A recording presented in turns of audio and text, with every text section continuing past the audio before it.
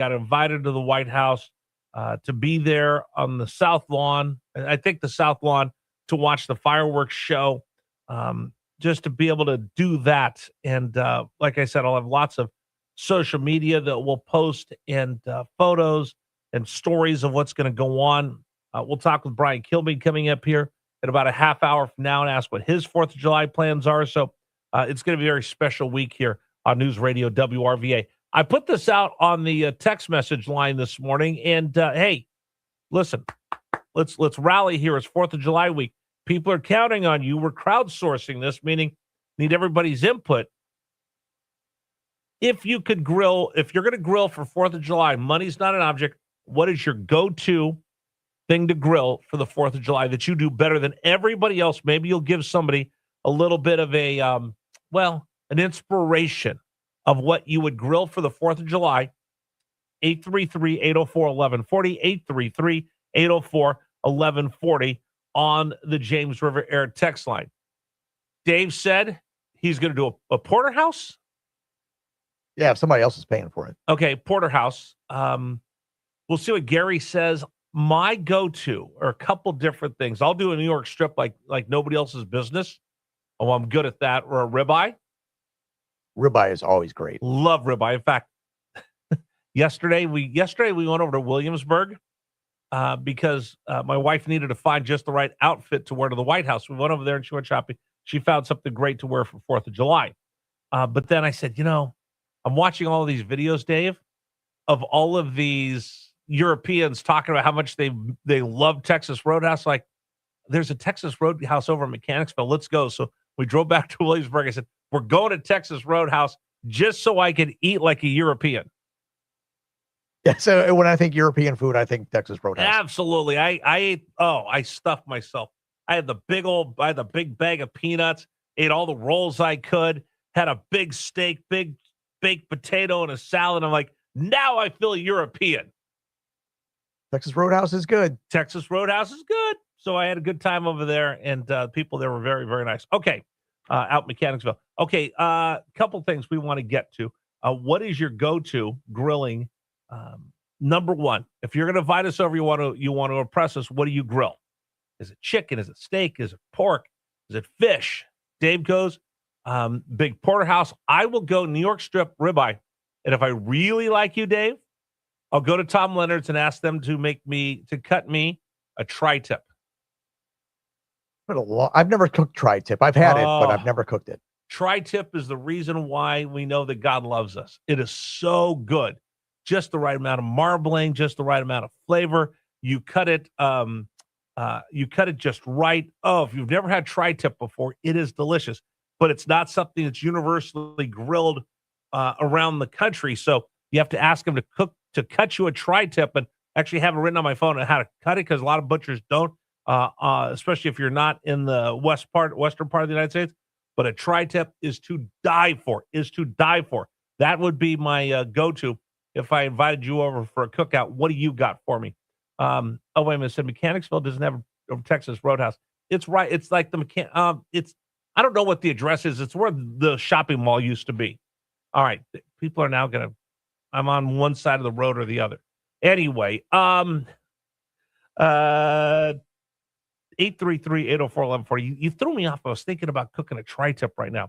All right. I do need to get to a little bit of news, though. So what's going on right now between Iran and the United States? And my big question is, and we'll ask this to Brian Kilby, are the Iranians really trying to come to some kind of conclusion of the hostilities with the United States, or are they just stringing us along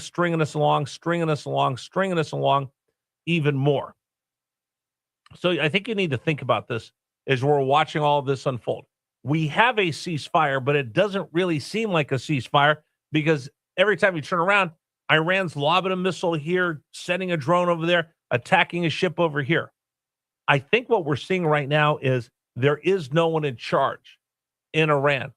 The Ayatollah's gone. You've never seen his son make a public appearance. He talks cryptically because they're like, well, we're afraid if we show you where he is, the Israelis or the U.S. will come get him. They know where he is. If they really wanted to do that, they would have already. Mossad, CIA, they're the best of the business. They would have been able to go find them, hunt them down if they wanted to go offensive against them. But the entire top of the government has been beheaded. And what we're seeing right now, when I started to see reports come out over the weekend, is there's a couple different, if you look down through the layer of bureaucracy in Iran, there's a few different layers of Iranian bureaucracy. There's the mullahs that we all know of, their parliament, they have a president, they have an ayatollah, but they also have a mullah council of authority. And I'm going to mess up the translation, but it's where all the mullahs sit. Are they higher than the parliament? It depends on who they're listening to. But right now, you're really starting to see the fracture because the U.S. are talking to people that represent the country of Iran, and they've agreed to this MOU, memo of understanding. But there's a whole bunch of people that are saying now to those that are willing to negotiate with the U.S., the pragmatists, the dead enders, the people that are there for the death of the big Satan and the little Satan, those that are there for the theocracy are going, no. And now they're starting to turn on each other, and you're starting to see a splinter. Stories are starting to come out. Trey Yinks started reporting on that this morning. I saw it over the weekend.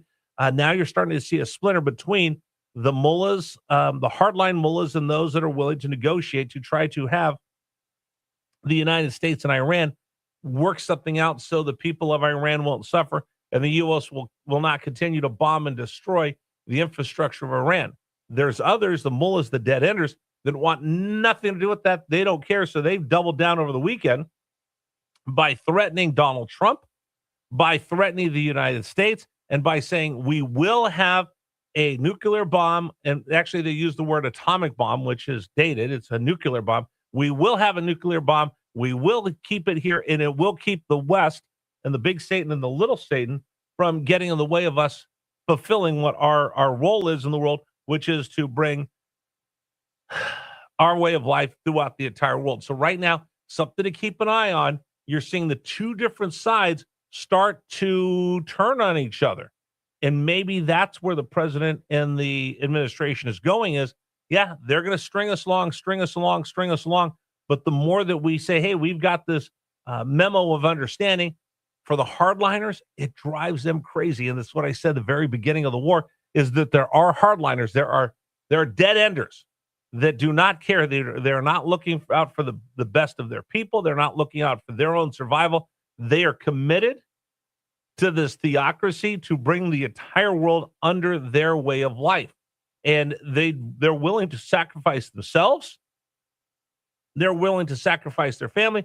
They're willing to sacrifice their country if that's what it takes. Now you see those dead enders are pushing back against trying to have anything to do with the memo of understanding with the United States of America. So it's very interesting watching the two of these, and they continue to lob, and we continue to lob back and forth. And we go, okay, let's stop. Now, tomorrow is a very big day. Tomorrow, the Iranians and the U.S. delegations will meet for technical talks. I don't believe J.D. Vance or any high-level administration officials will be there. It'll probably be more like Jared Kushner and Steve Witkoff sitting down and go, okay, guys, technically, here's what the MOU says, and here's what you're doing. So they'll go back and forth over that. Here's basically what you're seeing. The MOU was gray, and there's a lot of gray space in the middle of it. It is black and white in some places, but it's very ambiguous in others. And everything that's not in black and white, the Iranians are claiming this is where they're going. So does it say anything about them being able to tax or put a tariff or be pirates in the Strait of Hormuz? Not necessarily. It's kind of like I don't want to use that analogy. I was going to use a George Costanza analogy, and some of you might know what I'm talking about. Hey, I wasn't allowed to do that. I'm sorry. It wasn't in the HR orders that I wasn't allowed to do this certain thing. They're going to say the same thing. Oh, I didn't realize I wasn't allowed to do this. Wellness. That's wrong. And again, they keep stringing along. So we'll see what happens. But Donald Trump is going to get tired of this. The world is going to get tired of this, and we'll just see how long Iran continues to try to play everybody, because they're not being honest dealers. They're not following the memo of understanding, and just doesn't seem like they're trying. We'll talk about this with Brian Kilmeade coming up here in just a little bit. Okay, today's program is brought to you in part by Men's Wellness Center. So we've been talking about Men's Wellness Centers for a while. Here's what I'm going to tell you. You have your choice. You can spend this 4th of July knowing what's really going on with you and why you feel just blah